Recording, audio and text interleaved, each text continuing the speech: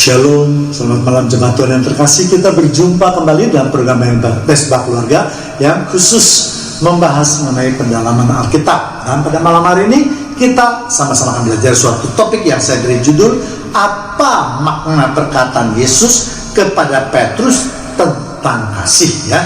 Namun sebelumnya kita akan berdoa terlebih dahulu, ya. Puji syukur kami naikkan kepada Tuhan pada malam hari ini sebagai ungkapan rasa terima kasih kami Tuhan atas semua kebaikan Tuhan, kemurahan Tuhan, penyertaan Tuhan dalam kehidupan kami yang begitu kami rasakan sempurna. Kami sudah memuji dan meninggikan nama-Mu Tuhan.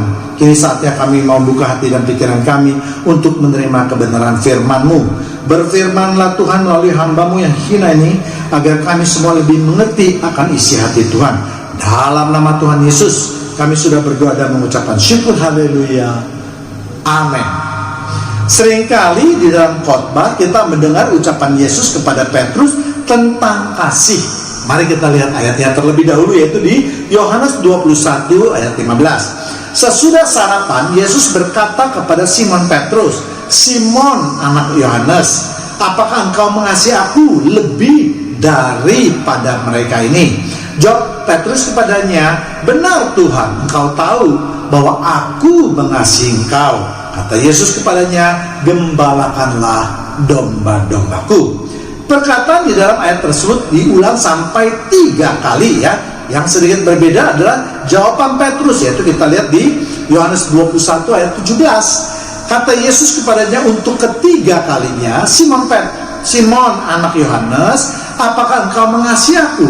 Maka sedih hati Petrus karena Yesus berkata untuk ketiga kalinya, "Apakah engkau mengasihi aku?" Dan ia berkata kepadanya, "Tuhan, engkau tahu segalanya. Engkau tahu bahwa aku mengasihi engkau." Kata Yesus kepadanya, "Gembalakanlah domba-dombaku." Namun sebelum kita membahas mengenai maksud perbedaan kata tersebut, kita akan membahas hal lain terlebih dahulu, yaitu pembahasan mengenai kata kasih, ya. Dalam pemberitaan firman Tuhan, ayat ini tidak banyak disorot mengenai maksud daripada perkataan Yesus, ya, tetapi justru kita terjebak oleh pengertian kata kasih dalam bahasa Yunani, yaitu penggunaan kata agapau atau agape yang dipakai oleh Yesus dan kata phileo, kata yang dipakai oleh Petrus. Umumnya yang mengatakan kata agapau atau agape itu menggambarkan kasih yang tulus, yang tidak bersyarat, sama seperti kasih Tuhan kepada jemaatnya, ya. Kemudian phileo itu menggambarkan kasih di antara manusia atau di antara sahabat, di antara saudara, ya. Sedangkan pengertian kasih dalam bahasa Yunani yang lain, yaitu masih ada 2, yaitu pertama yaitu eros, yaitu menggambarkan kasih antara pria dan wanita, atau yang biasa juga dikatakan kasih yang didasari dengan nafsu, ya, dan storge, ya, menggambarkan kasih kodrati, misalnya kasih antara seorang anak kepada orang tuanya atau sebaliknya. Jadi banyak pengkhotbah yang lebih menitik beratkan pada perkataan kasih ini daripada menggali maksud daripada perkataan Yesus. Padahal kita juga tahu bahwa di dalam perjanjian lama ditulis dalam bahasa Yunani, tetapi kita harus ingat penulisnya adalah orang Yahudi, ya. Bahkan ucapan atau perkataan Yesus itu lebih banyak ditafsirkan Yesus menggunakan bahasa Ibrani atau Aramaik ketika berbicara kepada Petrus, ya. Salah satu buktinya bahwa Yesus berbicara kepada Petrus dalam bahasa Ibrani adalah ketika Yesus memanggil Petrus itu dengan nama Ibraninya, yaitu Simon, ya, yang berasal dari kata Ibrani yaitu Simeon, ya. Yesus tidak memakai kata Yunani yaitu Petros kepada Petrus, ya. Sedangkan dalam kasih dalam bahasa Ibrani itu hanya ada satu, yaitu ahav, ya. Sedangkan dalam bahasa Aramaik kata kasih juga hanya ada satu, yaitu rakha, ya. Saya tidak sedang berdebat mengenai pemakaian kata dalam bahasa Yunani tersebut, Tetapi yang ingin saya tekankan adalah bahwa arti perkataan itu tidaklah terlalu penting. Justru yang lebih penting yang harus diperhatikan adalah mengapa Yesus mengucapkan perkataan tersebut sampai 3 kali. Lalu apa maksud Yesus dengan perkataan gembalakanlah domba-dombaku? Atau apa maksud perkataan Petrus yang menambah perkataan engkau tahu segalanya, segala sesuatu, yaitu pada jawaban yang ketiganya, ya. Ketiga pertanyaan nilai menurut saya juga sangat penting yang perlu dibahas daripada selalu kita bergulat di dalam pengertian kata kasih tersebut yang akhirnya hanya akan menimbulkan perdebatan yang tidak berkesudahan. Sebab menurut saya memang sebagai manusia kita tidak mungkin dapat mengasihi sesama kita dengan kasih agape atau agapau, ya. Hanya Tuhanlah yang mampu. Itulah sebabnya Yohanes menulis perkataan Yesus tentang kasih dengan memakai kata agape. Dan Yesus pun tahu mengenai hal tersebut, sehingga untuk perkataan yang ketiga kalinya Yesus memakai kata phileo, ya. Kata yang sama dipakai oleh Petrus untuk menjawab pertanyaan Yesus. Dengan demikian maka Yesus mengerti bahwa Petrus menjawab pertanyaan Yesus dengan setulus hatinya, ya. Petrus tidak sanggup mengasihi Tuhan Yesus dengan memakai kata agapau atau agape, ya, kasih tanpa pamrih. Sebab sebagai manusia Petrus menyadari dia banyak sekali kelemahannya. Ya, sekarang kita akan membahas mengenai 2 permasalahan. Yang pertama itu mengapa Yesus mengucapkan kalimat tersebut sampai 3 kali, ya. Seperti yang sudah saya sering katakan bahwa ketika Alkitab menuliskan suatu kata atau kalimat 2 kali, itu artinya perkataan tersebut sangat penting, ya.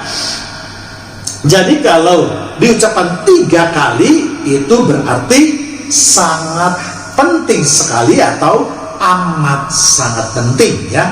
Memang di dalam bahasa Indonesia tidaklah terlalu nampak, ya. Namun kalau kita memperbandingkan di dalam bahasa Inggris itu mungkin lebih kelihatan. Misalnya 1 kali diucapkan penting yaitu important, 2 kali makanya dikatakan very important, ya. Dan yang ketiga kali berarti extremely important, ya.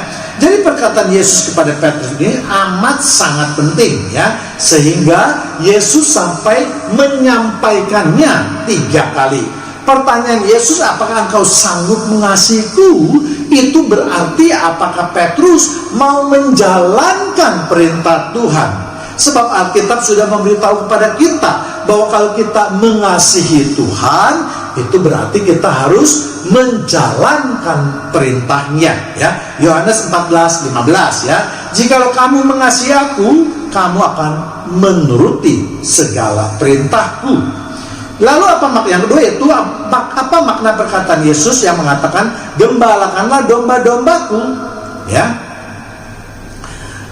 Jadi dengan perkataan tersebut Yesus tidak hanya bertanya kepada Petrus tentang kasihnya kepada Yesus, ya, seperti kita artikan setelah literal, tetapi Yesus sedang bertanya kepada Petrus apakah dia sanggup dan mau untuk menjalankan perintahnya. Dan pada saat itu perintah Tuhan Yesus adalah sangat spesifik, ya, yaitu gembalakanlah domba-dombaku. Atau dengan perkataan lain Yesus bertanya kepada Petrus apakah Petrus bersedia menggantikan posisi Yesus sebagai gembala yang akan mengembalakan domba-dombanya dengan segala resiko atas pekerjaan tersebut, ya. Seperti kita ketahui bahwa perintah Yesus yang sangat penting dan terakhir adalah pergilah dan jadikanlah semua bangsa sebagai muridku, ya. Matius 28:19. Karena itu pergilah dan jadikanlah semua bangsa muridku dan baptislah mereka dalam nama Bapa dan Anak dan Roh Kudus. 20. Dan ajarlah mereka melakukan segala sesuatu yang telah kuperintahkan kepadamu, dan ketahuilah aku menyertai kamu senantiasa sampai kepada akhir zaman. Dan kita lihat memang pada akhirnya Petruslah yang akan memimpin penuaian jiwa, terutama di Roma, yaitu di Italia, yang memang ketika itu menghadapi berbagai macam banyak sekali masalah, termasuk ancaman terhadap jiwanya, ya. Sehingga Petrus akhirnya diangkat menjadi pemimpin umat Kristen yang pertama yang bergelar Paus di kota Roma. Dan memang itu sesuai dengan nubuat yang telah dibuatkan Yesus terhadap Petrus, yaitu di Matius 16 ayat 18 dan 19. Dan aku pun berkata kepadamu, engkau adalah Petrus, dan di atas batu karang ini aku akan mendirikan jemaatku, dan alam maut tidak akan menguasainya. 19, kepadamu akan kuberikan kunci kerajaan sorga. Apa yang kau ingat di dunia ini akan terikat di sorga, dan apa yang kau lepaskan di dunia ini akan terlepas di sorga. Jadi dalam ayat 18 ini berbicara mengenai Yesus, bahwa Yesus akan menyertai Petrus di dalam usahanya untuk mendirikan gereja, dan alam maut tidak akan menguasainya. Artinya gereja tersebut akan berdiri kokoh sampai kesudahan zaman. Dan ini memang terbukti, kita lihat bahwa gereja itu tidak takluk di tangan si jahat. Dan yang lebih dahsyat lagi, Tuhan Yesus mengatakan kepada Petrus, diberikan kunci kerajaan sorga. Ya, artinya Petrus sebagai pemimpin gereja akan diberikan kuasa untuk menentukan apakah seseorang itu boleh masuk dalam sorga atau tidak. Atau dengan kata lain, ini berarti bahwa Petrus diberikan kuasa oleh Tuhan Yesus untuk mengampuni dosa-dosa manusia. Sebab tanpa pengampunan, tanpa pencucian diri, tidak mungkin seseorang itu bisa masuk dalam kerajaan sorga, ya. Sehingga perkataan Yesus tentang apa yang kau ikat di dunia ini akan terikat di sorga. Itu artinya kalau Petrus sudah mengampuni orang dan sudah menyatakan bahwa dia layak untuk masuk dalam kerajaan sorga, maka dia pasti akan masuk dalam kerajaan sorga, ya. Dan seperti yang tadi sudah saya katakan, bahwa Petrus menjadi orang pertama yang memimpin gereja di Roma dan bergelar Paus. Jadi jangan heran kalau saudara-saudara tua kita, yaitu orang-orang Katolik, percaya bahwa pemimpin mereka berhak untuk menghapus dosa manusia, yaitu berlandaskan ayat ini, ya. Banyak memang orang Kristen, saya kritik, ya, menyatakan bahwa itu adalah murtad, itu sesat, mana boleh manusia memberikan pengampunan. Ya, mereka diberikan pengampunan lah, ya, karena mereka orang-orang Kristen seperti ini memang tidak mengerti, tidak mendalami ayat firman Tuhan, ya. Saya sendiri orang Kristen Protestan, tetapi apa yang terdapat di dalam Alkitab itulah yang harusnya menjadi pegangan kita, ya. Tetapi ada yang tidak setuju dengan keadaan sekarang, karena mereka mengatakan bahwa kuasa itu hanya diberikan kepada Petrus dan bukan kepada keturunan ataupun penggantinya, karena Yesus tidak pernah mengatakan bahwa kuasa itu akan diwariskan secara turun-temurun, ya. Namun ada juga berargumentasi bahwa mungkin sebelum Petrus meninggal, maka telah diwariskan kuasa tersebut kepada penggantinya secara turun-temurun, karena ada perkataan Yesus tadi, apa yang kau ikat di dunia ini akan terikat di sorga. Artinya kalau Petrus ketika misalnya menjelang kematiannya, kemudian dia memberikan kuasa pengampunan tersebut kepada penggantinya atau kepada kardinal lainnya, maka itu sah. Karena firman Tuhan mengatakan apa yang sudah terikat di dunia ini akan terikat di sorga. Kalau di dunia ini kuasa itu sudah diserahkan kepada penggantinya ataupun kepada kardinal yang lainnya untuk sementara, maka itu sah, ya. Namun ada juga yang mempertanyakan lagi kembali, kalau gitu jemaat Tuhan atau gereja yang tidak akan dikuasai oleh alam maut juga bukan jemaat sekarang, tetapi hanya jemaat atau gereja yang didirikan pada waktu itu, karena Petrus batu karangnya sudah tidak ada.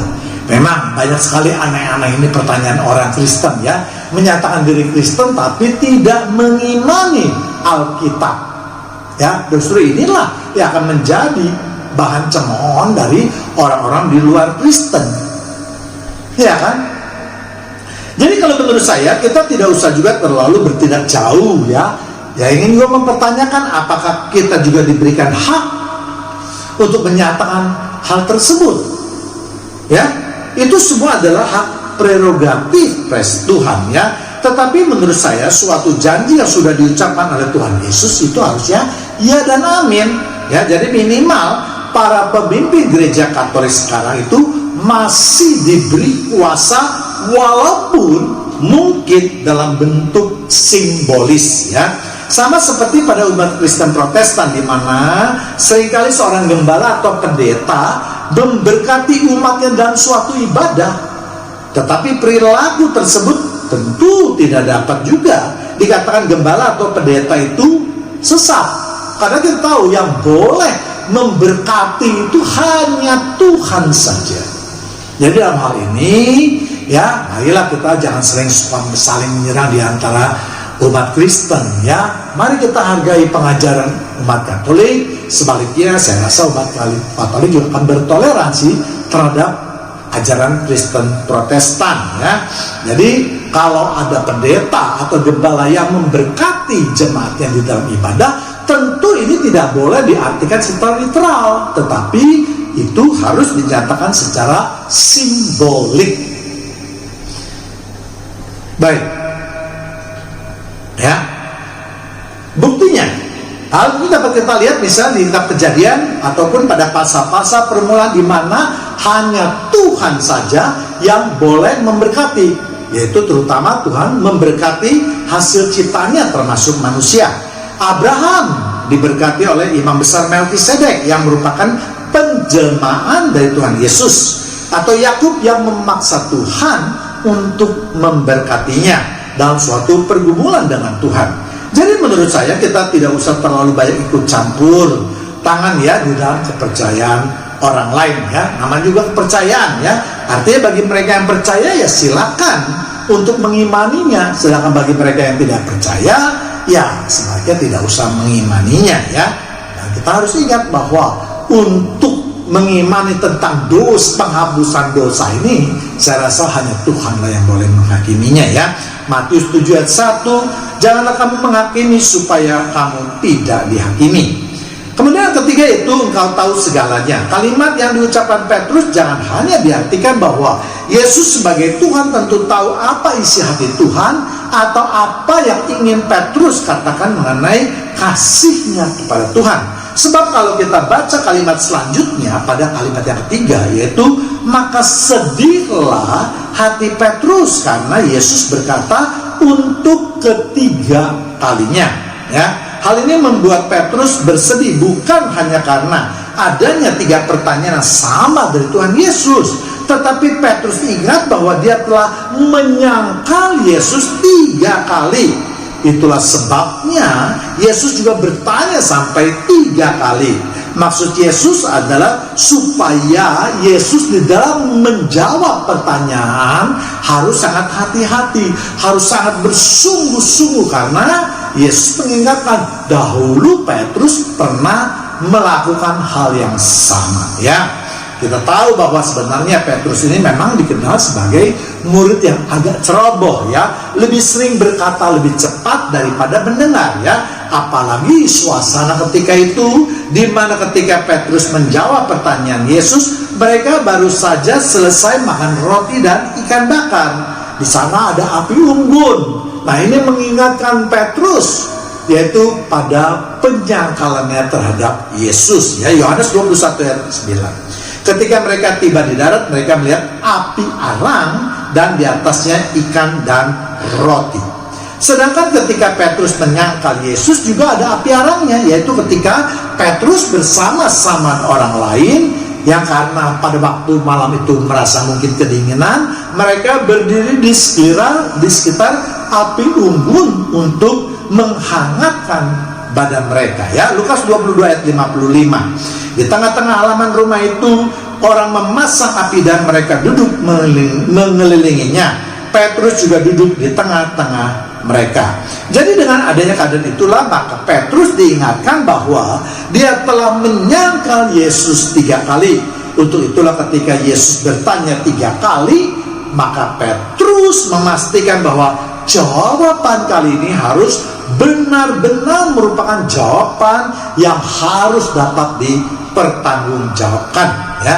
Itulah sebabnya maka Injil Yohanes mempergunakan kata yang berbeda-beda untuk mengasihi, walaupun sebenarnya Tuhan Yesus ketika berbicara itu dalam bahasa Ibrani atau Aramaik yang tadi sudah saya jelaskan, yaitu hanya mempunyai satu kata saja. Memang Injil Yohanes ini kalau berbicara mengenai keilahiannya itu berbicara pada tingkat yang tinggi, ya. Yesus memang kalau kita lihat peristiwa tersebut memancing dengan kata agape, ya, karena Tuhan Yesus ingin melihat apakah Petrus sama cerobohnya seperti biasanya. Bahkan Petrus yang biasa sering melebihkan perkataannya. Misalnya ketika Yesus mengatakan bahwa para muridnya akan tergoncang. Tetapi apa kata Petrus? Matius 26 ayat 33. Petrus menjawabnya, biarpun mereka semua tergoncang, imannya karena engkau, aku sekali-kali tidak. Ya, jadi dengan memakai kata agape, ya, Yohanes ini ingin menekankan perkataan Yesus dan ingin melihat bagaimana Petrus akan menjawabnya. Ternyata Petrus memakai jawaban ditulis dengan kata pileo. Artinya memang suasana, nada, roman muka Petrus itu memang menyatakan dia sedang merendahkan dirinya. Ya, tidak seperti biasanya dia sombong, angkuh, ceroboh, ya. Makanya oleh Yohanes ditulis kata pileo, ya. Jadi Yesus mengulangi pertanyaan sama dengan memakai kata yang sama, dan ternyata Petrus menjawab dengan memakai kata yang sama pula, ya. Sehingga akhirnya pada ketiga kalinya Yesus memakai kata pileo, ya, yang artinya Yesus meminta Petrus untuk mengasihi sesamanya dengan perasaan dan kekuatan yang ada padanya. Atau kalau kita baca dalam bahasa Indonesia, apakah engkau lebih mengasihi aku daripada mereka? Tetapi Petrus hanya menjawab, benar Tuhan, engkau tahu aku mengasihimu. Dia tidak menjawab lebih mengasihi, tetapi dia hanya mengatakan aku mengasihimu, ya. Dengan jawaban itu sebanyak 3 kali menunjukkan bahwa Petrus benar-benar matang di dalam menjawab pertanyaan tersebut, ya. Inilah pernyataan yang keluar dari hati yang paling dalam, suatu pernyataan yang tulus. Walaupun Petrus akan menerima kedudukan sebagai gembala, namun Petrus tidak langsung tinggi hati, ya, atau mencari muka Yesus supaya memperoleh kedudukan gembala atau pemimpin tersebut. Sekarang menjadi pertanyaan, hikmat apa yang bisa kita petik daripada peristiwa Petrus ini? Kita tahu bahwa ketika melayani Tuhan tidak mencari orang-orang yang pintar atau memakai kata-kata untuk meyakinkan orang, tetapi Tuhan memakai mereka yang benar-benar bertanggung jawab, tulus atas janji-janjinya. Demikian juga dalam kehidupan kita, ketika kita melayani Tuhan atau menjalankan firman Tuhan, janganlah kita berjanji yang muluk-muluk atau yang sebenarnya tidak mampu kita lakukan, ya. Tetapi lakukanlah sesuai dengan apa yang bisa kita lakukan dengan sepenuh hati, sesuai kemampuan kita. Maka kita akan melihat suatu hasil yang luar biasa karena adanya penyertaan dari Tuhan Roh Kudus, ya. Demikianlah pemberitaan firman pada malam hari ini. Mari kita tundukkan kepala kita. Terima kasih Tuhan kalau pada malam hari ini kami masih terus diberi kesempatan untuk mendengarkan kebenaran daripada firman-Mu. Biarlah firman-Mu menuntun kehidupan kami sesuai dengan kehendak-Mu. Dalam nama Tuhan Yesus kami sudah berdoa dan mengucapkan syukur. Haleluya. Amin.